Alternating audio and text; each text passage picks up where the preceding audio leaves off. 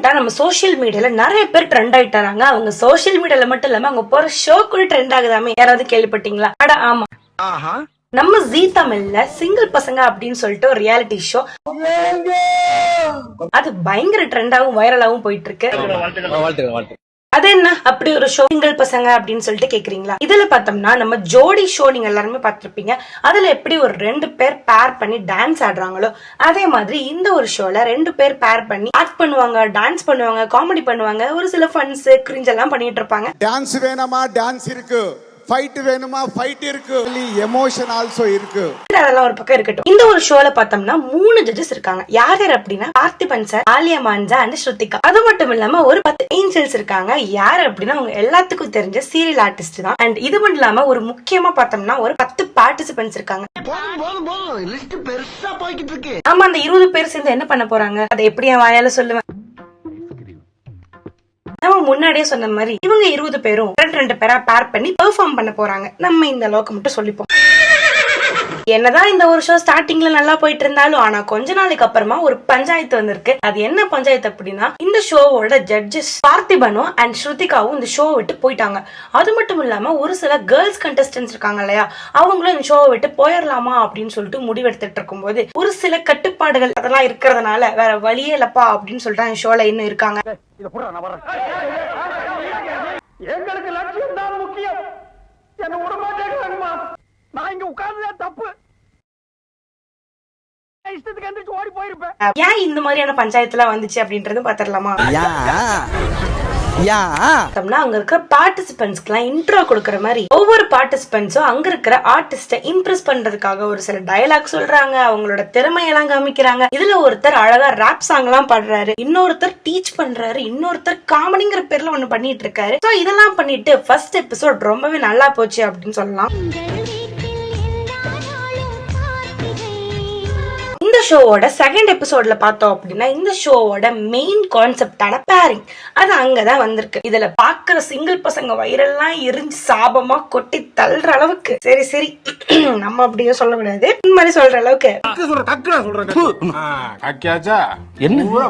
Beach, போட்டு, ஆரத்தி எடுக்கிறது, கோயிலுக்கு போறது, அதை வாங்கி தரது, இதை வாங்கி தரதுன்னு சொல்லிட்டு இதுவும் இந்த எபிசோட ரொம்பவே ஜாலியாவும் ஒரு மாதிரி ஃபன்னாவும் போச்சு அப்படின்னு சொல்லலாம். என்னமா நல்லா போச்சுன்னு சொல்ற, எங்கதமா பஞ்சாயத்து வந்துச்சு அப்படின்னு கேக்குறீங்களா? புரிங்க வந்துருச்சு. அடுத்த எபிசோட்ல பார்த்தோம் அப்படின்னா ஒரு டான்ஸ் காம்படிஷன் மாதிரி ஒண்ணு வச்சிருந்திருக்காங்க. சொல்ல போனா இந்த ஒரு எபிசோடுக்கு அப்புறம் தான் நம்ம ஜட்ஜஸ் காணாம போயிட்டாங்க அப்படின்னு சொல்லலாம். அந்த அளவுக்கு என்னப்பா நடந்துச்சு அப்படின்னு சொல்லிட்டு தானே கேட்க போறீங்க. நாங்க ஒண்ணுன்னா பாத்திரலாம். இந்த ஒரு எபிசோட்ல பேரஸ் எல்லாம் சேர்ந்துட்டு நம்ம டான்ஸ் ஆடணும் அப்படின்னு சொல்லிட்டு ஒரு டாஸ்க் கொடுத்திருக்காங்க. அதுல ஃபர்ஸ்ட் பாக்குறப்போ வாடி பொட்ட பிள்ளை சாங் அப்படின்னு சொல்லிட்டு அந்த ஒரு சாங்க்கு ஆடி இருப்பாங்க. கவிதையே தெரியுமா நம்ம ஜெயம் படத்துல இருந்து இந்த ஒரு சாங்க்கும் டான்ஸ் ஆடி இருப்பாங்க. சுந்தரி நீயும் அந்த ஒரு சாங்க்கும் ஒரு மாதிரி ஒரு லவ்வா டான்ஸ் ஆடி இருப்பாங்க. இந்த ஒரு சாங்லாம் வந்துட்டு என்னதான் ஒரு மாதிரி கிரிஞ்சா இருந்தாலும் நைஸ் பெர்ஃபார்மன்ஸ் அப்படின்னு சொல்லிட்டு சொல்ற அளவுக்கு தான் இருந்துச்சு. இது என்ன பிரமாதம், இது விட பெசலைட் ஒண்ணு இருக்கு கூவுடா. அம்மா எங்கப்பா பஞ்சாயத்து ஆரம்பிச்சது? இந்த வந்துட்டேன் அவ்வளவு கிட்ட நெருங்கிட்டோம். எங்க அப்படின்னு பார்த்தோம்னா நம்மளோட சேலையில வீடு கட்டவா அந்த ஒரு சாங்ல தான் ஸ்டார்ட் ஆச்சுன்னே சொல்லலாம். அந்த ஒரு சாங் பார்த்தா நம்மளோட பார்த்திபன் சாரோட ரியாக்ஷனே மாறுனுச்சு. அங்கதான் ஒரு டேர்னிங் பாயிண்டே அப்படின்னு சொல்லலாம். அந்த ஒரு ரியாக்ஷன் அங்கதான் ஸ்டார்ட் ஆச்சா இல்ல ஃபீலிங்ஸ் அங்க பார்த்து ரொம்ப ஃபீலிங் ஆயிட்டாரா அப்படின்னு தெரியல. நம்ம சொல்லக்கூடாது இல்லையா? அது மட்டும் இல்லாம ஒரு தரமான சம்பவம் நம்ம சூரிய வம்சம் படத்துல இருந்து ஒரு இந்த சாங்க்கு அப்புறம் தான் அவர் போயிட்டாருமே அப்படின்னு சொல்லலாம். சோ இப்படி ஒரு சம்பவம் நடந்ததுக்கு அப்புறம் தான் நம்ம ஜட்ஜஸ் வந்து சேஞ்ச் ஆயிருக்காங்க. நம்ம பார்த்திபன் சாருக்கு பதிலா நம்ம டிஆரும் அண்ட் ஸ்ருதிகாக்கு பதிலா கனிகா அப்படின்றவங்களும் ஜட்ஜஸா வந்திருக்காங்க. சோ இந்த மாதிரி சிறப்பான சில பல சம்பவங்களுக்கு அப்புறம் தான் சில பல டாக்ஸ் எல்லாம் வந்துச்சு அப்படின்னு சொல்லலாம். நம்ம கூமாப்பட்டி தங்கபாண்டியன் அவர்களுக்கும் சாந்தினி இவங்க 2 பேத்தையும் பேர் பண்ணிருக்காங்க இல்லையா? இந்த பிளானுக்கு பின்னாடி என்ன ஒரு ஸ்ட்ராட்டஜி அண்ட் சீக்ரெட் இருக்கு அப்படின்றதெல்லாம் ஒரு சில டாக்ஸ் போயிட்டு இருந்துச்சு. நீ மாமா, உங்க அப்பா மாமா, உங்க தாத்தா மாமா என்ன அப்படின்னு பார்த்தோம்னா நிறைய டபுள் மீனிங் டயலாக்ஸ், நிறைய இந்த மாதிரி ஒரு கண்டென்ட்ஸ், தண்டால் எடுக்கிற மாதிரி இருக்கிற சீன், ரொமான்ஸ்ன்ற பேர்ல ஒரு சில சீன்ஸ் எல்லாம் ஆட் பண்றதுனால கமெண்ட்ஸ் பக்கம் போனோம் அப்படின்னா அது என்ன ஜீ தமிழா என்ன ஓயோரோமா அப்படின்னு சொல்லிட்டு கேட்கற அளவுக்கு எல்லாம் பயங்கர மோசமா போயிட்டு இருக்கு. சோ இதெல்லாம் கொஞ்சம் கம்மி பண்ணிக்கிட்டு நல்ல ஒரு கண்டென்ட்டை ஃபோக்கஸ் பண்ணீங்க அப்படின்னா நல்லா இருக்கும் அப்படின்றதான் நம்மளோட கோரிக்கை. சரி, அது மட்டும் இல்லாம ஜீ தமிழ் ஷோ இது ஏன் எடுக்கிறாங்க, இந்த மாதிரி சீன்ஸ் எல்லாம் ஏன் எடுக்கிறாங்க அப்படின்னு சொல்லிட்டு பாக்குறப்போ கூமாப்பட்டி தங்கபாண்டி அப்படின்றவர் யாரு? ஒரு இன்ஸ்டாகிராம் வீடியோல நல்ல ஒரு ட்ரெண்டான ஒரு மனுஷன். அவர் பாக்குறதுக்கு எப்படி இருப்பாரு? ஒரு வில்லேஜ்ல விவசாயம் பண்ணிக்கிட்டு ஒரு கிராமத்து பையன் இருந்தாலும் அவர் எப்படி இந்த அளவுக்கு வரலாம் அப்படின்ற மாதிரியும் ஒரு டாக் இருக்கும். பரவாயில்லையே இப்படி இருக்க பையன் இந்த அளவுக்கு போயிட்டான் அப்படின்னு ஒரு சிலர் யோசிப்பாங்க. நம்ம எல்லாத்தையும் தப்பான கண்ணோட்டத்துல பார்க்க கூடாது இல்லையா? அவனை சொல்லி நிறுத்துங்களேன்டா, அவன் நிறுத்துற அந்த லூசுக்கு மட்டும் வந்துட்டே இருக்கான் போடுறா, வர நிறுத்துற அவனை. இப்படி ஒரு காமன் மேன் ஆனவர் தான் நம்மளோட கூமாம்பட்டி தங்கபாண்டி. அவரு இப்படி ஒரு சிங்கிள் பசங்க அப்படின்ற ஒரு ஷோல இப்படி ஒரு ஆர்டிஸ்ட் கூட பேர் பண்ணி இந்த மாதிரி எல்லாம் ஒரு மேல எடுத்து வந்திருக்காரு இல்லையா? இதெல்லாம் பார்த்துட்டு ஒரு சிலர் பரவாயில்ல அப்படின்னு சொல்லிட்டு நினைப்பாங்க. ஆனா அதெல்லாம் தாண்டி நமக்கு நெகட்டிவ் வியூஸ் தான் அதிகமா இருக்கும். அதை வச்சுதானே ஒரு சிலர் ட்ரெண்ட் ஆகுறாங்க. அப்படி பாக்குறப்ப இவங்கெல்லாம் இந்த இடத்துக்கு போயிட்டாங்க, இவனா இந்த இடத்துக்கு போயிட்டான் அப்படின்னு சொல்லிட்டு ஒரு சில வைத்தறிச்சல், பொறாமைகள், இந்த மாதிரியான ரியாக்ஷன்ஸ் எல்லாம் வச்சுட்டு வியூஸ் அண்ட் ரீச், அந்த சேனலோட அந்த ஷோவோட ரீச் ரொம்ப அதிகமா இருக்கும் அப்படின்ட்டு இதெல்லாம் அப்படி இந்த மாதிரி எல்லாம் பிளான் பண்ணி இந்த மாதிரி சீன்ஸ் எல்லாம் பிளான் பண்ணிருப்பாங்க அப்படின்னு சொல்றாங்க. அது மட்டும் இல்லாம இன்னும் ஒரு நியூஸ் என்ன அப்படின்னா, அப்கமிங்ல நம்மளோட ஜீ தமிழ்ல ஒரு சீரியல்ல நம்மளோட கூமாப்பட்டி தங்கபாண்டி அவர்கள் ஒரு வில்லன் கேரக்டர் பண்ண போறாரு அப்படின்னு சொல்லிட்டு ஒரு சில டாக்ஸ் இருக்கு.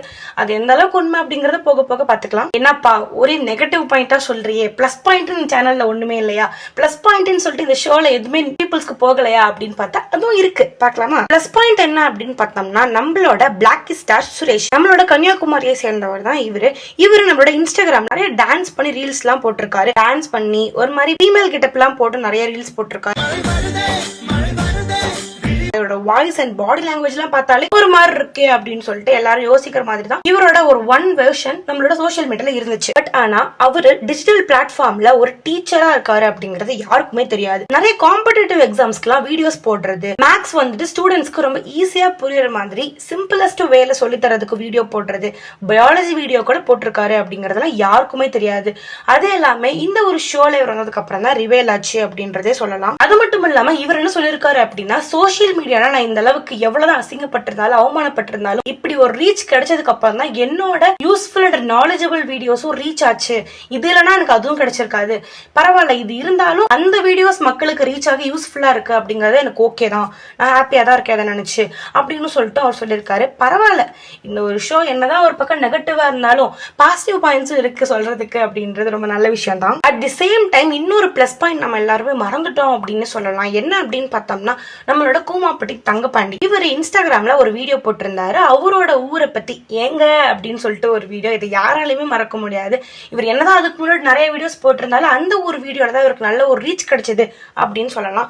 அவர் அந்த வீடியோ போட்டதுக்கு அப்புறமா கவர்மெண்டே அவங்க பிளேஸ வந்துட்டு ஒரு சுற்றுலாத்தலமா மாத்துறதுக்கு 10 கோடி நிதி ஒதுக்கிருக்காங்க. சோ ஃபர்ஸ்ட் இவர் வீடியோ போட்டப்ப அவங்க ஊர்க்காரங்களே ரொம்ப அசிங்கமாவும் அவமானமாவும் இவன் யார் இவன் அப்படின்னு சொல்லிட்டு சொல்ற அளவுக்கு இருந்தாலும், பட் லேட்டர் ரொம்ப அவர் நினைச்சு பெருமைப்படுற மாதிரி இந்த ஒரு நியூஸ் மாறி இருக்கு அப்படின்னு சொல்றது ஒரு பெரிய பிளஸ் பாயிண்ட் தான் அப்படின்னு சொல்லிட்டு சொல்லலாம். சரி பேசிக்கிட்டே அப்படியே வேற பக்கம் போயிட்டோம். நம்ம ஷோக்குள்ள போலாம்.